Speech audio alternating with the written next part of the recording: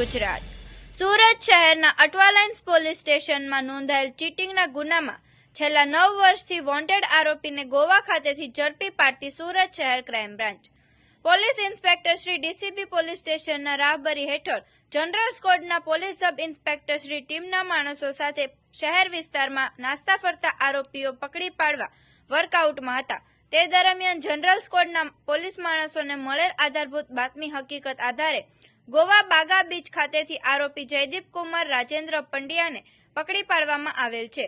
મજકૂર આરોપીએ આજથી આશરે 10 વર્ષ પહેલા સુરત ખાતે કંપની ચાલુ કરેલ, જેમાં આ કામના આરોપીની આ કામના ફરિયાદી સાથે મિત્રતા થયેલ. ત્યારબાદ તેઓ વચ્ચે ગાઢ મિત્રતા થતા આ કામના આરોપીએ ફરિયાદીને વિશ્વાસ અને ભરોસામાં લઈ તેણીનો આશરે 2.5 તોલાનો સોનાનો નેકલેસ તથા સોનાની બીજી 3-4 ચેનો, જે આશરે 1 તોલાથી 1.5 તોલાની હતી, તે તથા રોકડા રૂપિયા 45,000 જેટલા ફરિયાદી શ્રી પાસે પડાવી લઈ નાસી જઈ ગુનો આચરેલ હોય.